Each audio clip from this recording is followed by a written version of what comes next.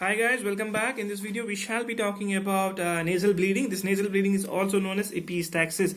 I'm very sure that some of your friends or you might know some of your friends that are having epistaxis, including myself. I know one of my friend who is having a problem of epistaxis, that is nasal bleeding, right?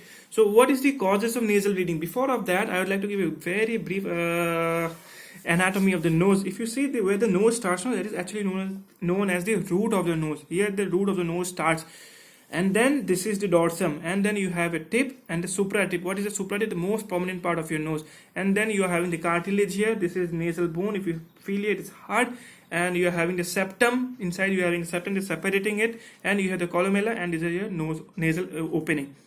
This is the basic anatomy of the nose that you have to understand. Now, why will you have bleeding in the first place? Why will you have bleeding in the first place? There are mainly three reasons: either due to drying effect, or due to hypertension, or due to your trauma.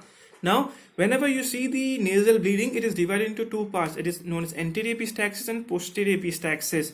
And if you see which is more common, anterior epistaxis or posterior epistaxis, it's more common is anterior epistaxis. And overall, if you see the patients, the people who are affected with epistaxis, those are the people who are pediatric age group. Small children are having a lot of nasal bleeding as compared to the incidence of adult people. Yes, in adult age group also you can find people who are having nasal bleeding, but the reason is due to hypertension, it is high blood pressure, but very commonly seen in small children. Now, why will you have this bleeding in the first place? As I already told you, there will be a drying effect of the nose. Before that, you have to understand there is something area in your nose, in this part, that's known as Little's area, that is supplied by 4 blood vessels. Why are the blood vessels present there?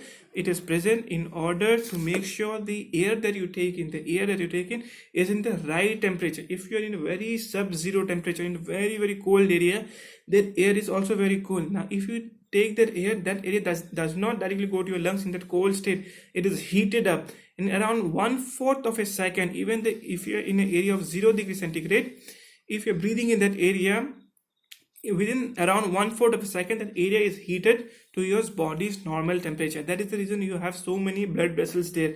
Now you have to see this photo here. If you see this is the nasal opening. This blue area is actually your Little's area, and you can see 4 blood vessels are supplying to this area. Remember, these 4 blood vessels are supplying to this area.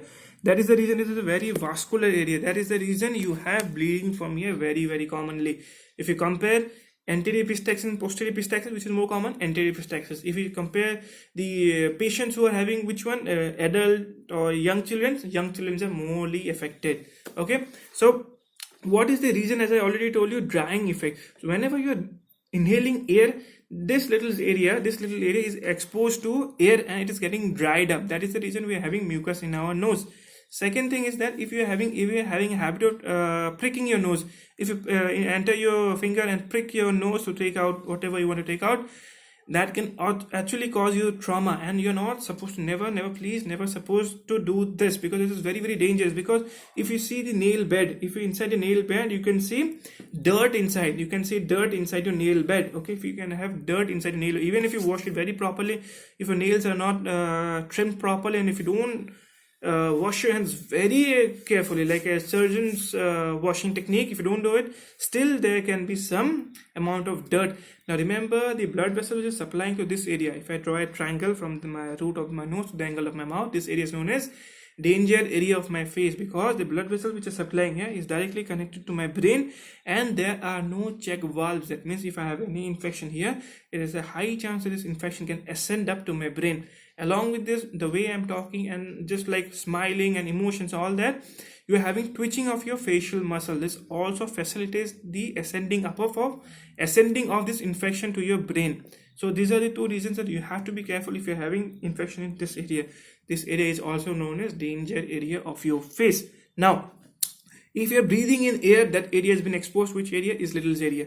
So the blood vessels can sometimes rupture, and the blood vessel can dry up and it can rupture. Along with this, if you're staying in a very cold area, or it is a winter climate, just as of now, you are breathing in air, there is less amount of moisture in the winter season, so this is getting more exposed to drying effect, so you can have trauma there. due to the blood vessels are getting dried up and then can rupture. Along with this, if you prick your nose, you can actually do trauma to the area, and there can be a severe amount of bleeding because it is a highly vascular area, right? So that is the reason you have to make sure that you're not inserting your finger to traumatize that area, or in cold area season also you should be a bit more careful. Now, in some cases, in adult ages, if you are not controlling your hypertension very aggressively, if you don't control your hypertension properly, you can actually rupture the blood vessel, because what happens in hypertension is that there are increased blood pressure. The blood inside the blood vessels is in high pressure. It's putting more pressure to the walls of the blood vessel, so it can actually rupture here, and you can have bleeding here, right? So what are you supposed to do if you have bleeding at your home? What are you supposed to do? What the first thing first that you have to do is that you have to take your index finger. This is your index, this is your middle, this is your ring, this is your small finger, and this is your thumb. So you take these two fingers and pinch your nose on the nostrils, on the soft part. You cannot pinch on the bone here, you cannot pinch here. You have to pinch on this area, in this matter, and you have to pinch, and you have to lean forward. You have to lean forward, because if you don't lean forward, whatever the bleeding is in this area, the skin trickle down and go to your stomach. Now this blood is containing hemoglobin, is containing heme and iron. It will irritate your stomach and it will cause you vomiting. So you don't want this thing to happen.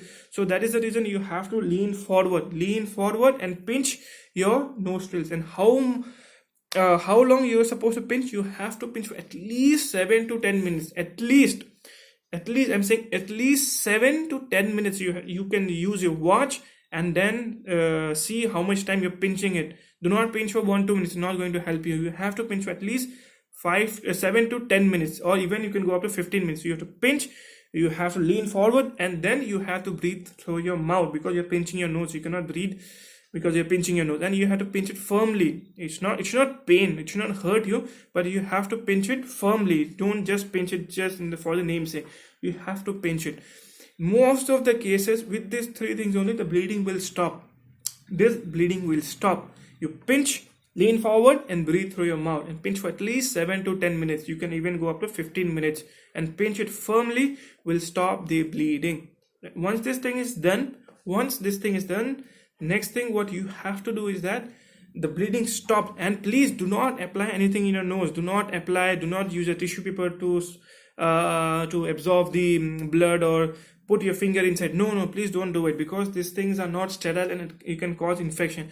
Only pinch the area and then wait for some time, and then go to the hospital. You have to go to the hospital and meet your ENT surgeon, ear, nose, throat surgeon, because bleeding can be due to winter season, that is your blood vessels are getting constricted, or even if you had a trauma, you prick your nose, you got a ball in your, like cricket ball in your hit on your nose, or somebody punched you, that is okay, but still you have to go to the hospital, because you have to find out what is the cause of the bleeding. Is it due to a trauma, or there can be something what happens, there can be infection going on.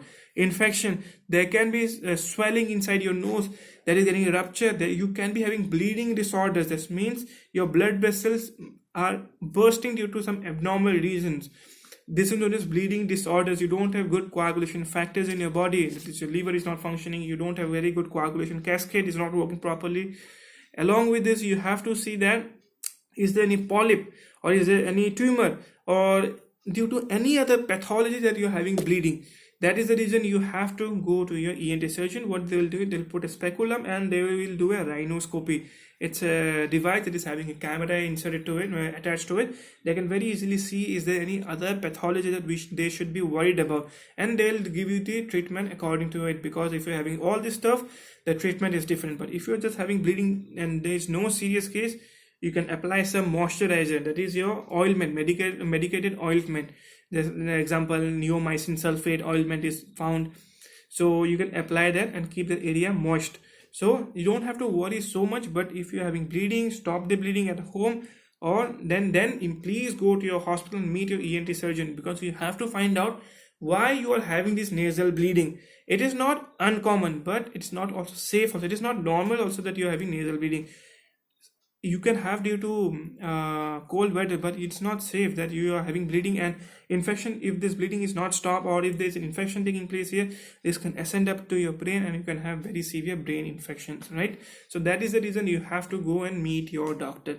So please do not apply anything in your nose. Do not apply anything in your nose, like put any cotton or tissue papers or anything to stop your bleeding, because those things are not sterile. You just pinch your nose and go stop the bleeding and go to your hospital. You can also apply cold compression, that is ice, but best thing is that you pinch your nose. That is the best thing. Again, how much do you have to pinch? You have to pinch for at least 7 to 10 minutes.